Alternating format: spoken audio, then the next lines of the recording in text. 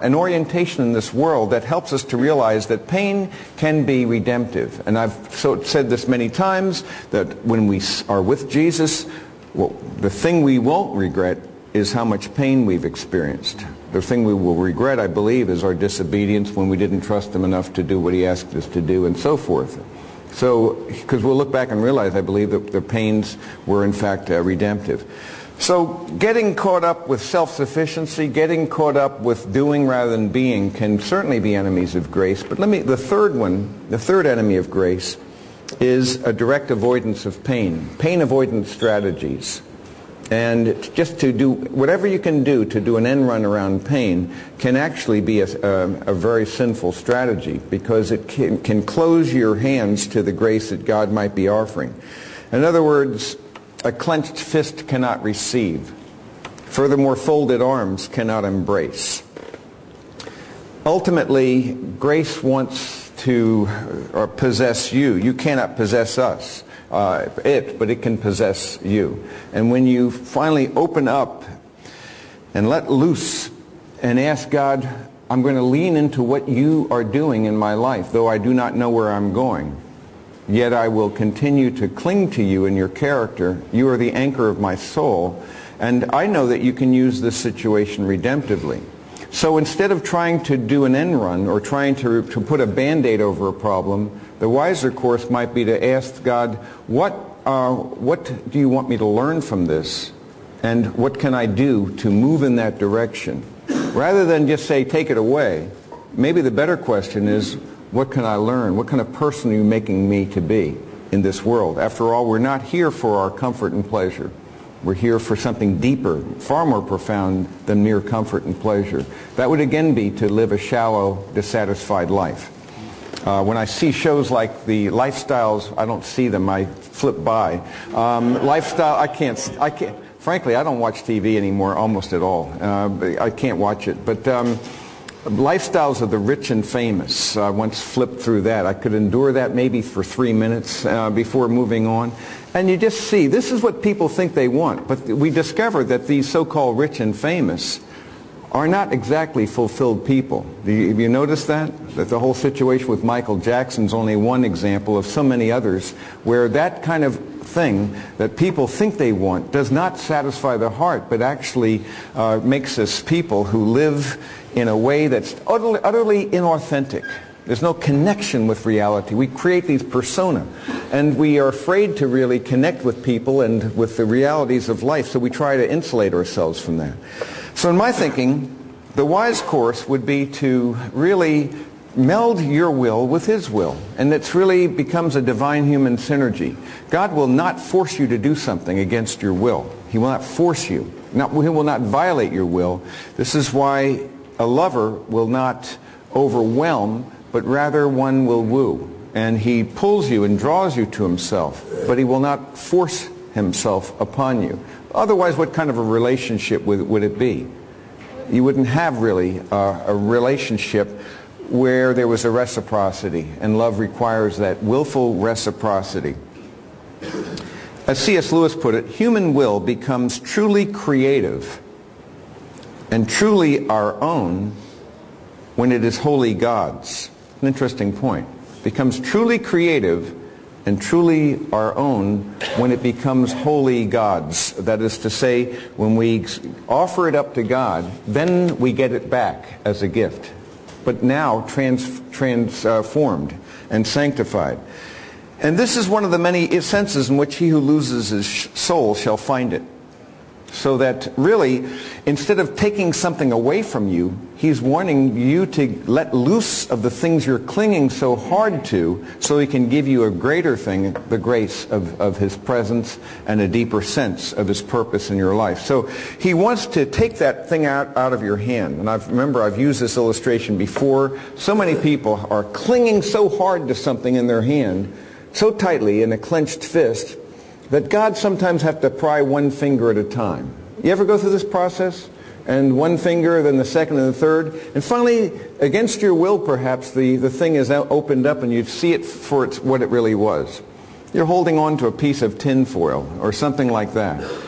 Only then can he remove that and put in the diamond of his grace. because we were actually he had a better thing than what you're clinging to. We cling to junk, and he would give us something that is glorious.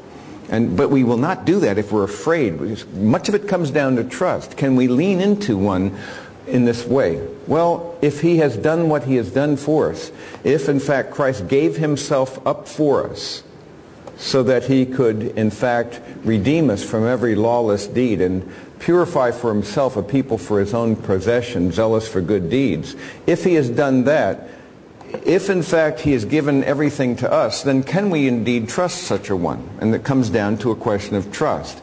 And so really letting loose of our expectations and our agenda and our very, very mean and limited understanding of what life is meant to be like, and embracing his, is a very wise exchange. Wouldn't you agree? I mean, if you really, what you're really doing is letting loose of a flawed and uninformed will, and you are embracing and leaning into a loving and omniscient and all-wise and all-powerful will that desires what is better for you than what you would choose for yourself. I often come back to this, that God offers us more than what we would ask for. So if I go to 2 Corinthians chapter 12, I see how Paul, for example, as many others in the Scriptures illustrate, experienced sufficient grace to go out in the midst of an unchanging circumstance. In 2 Corinthians 12, he refers to a revelation that he received when he was caught up into the third heavens, and he was given a vision, really, caught up into paradise, heard inexpressible words which a man is not permitted to speak. I'm there in verse 4. Caught up into the third heaven. The first heaven is the firmament, where the birds fly. The second heaven is the second of the sun, moon, and stars, the cosmos. The third heaven transcends our dimensionality and moves us into the presence of God. So that's a different, it's another level entirely. And when he describes this, he said that this was a vision.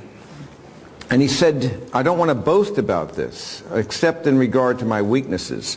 For if I do wish to boast, I will not be foolish, I will be speaking the truth, but I refrain from this so that no one will credit me with more than he sees in me or hears from me, because of the surpassing greatness of the revelations.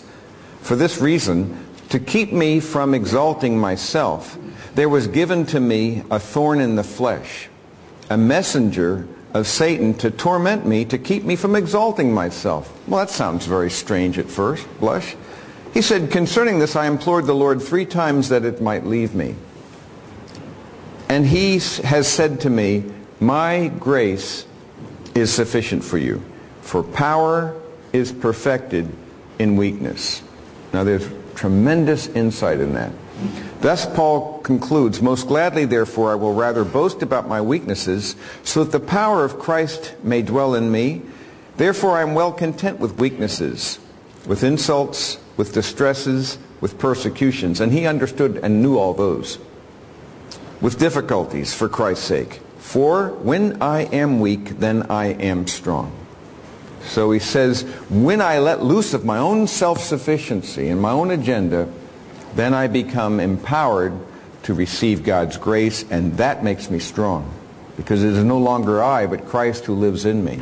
And he mediates his power and his presence in us and through us. And so his desire for you is that we become weak in order that he becomes strong in us.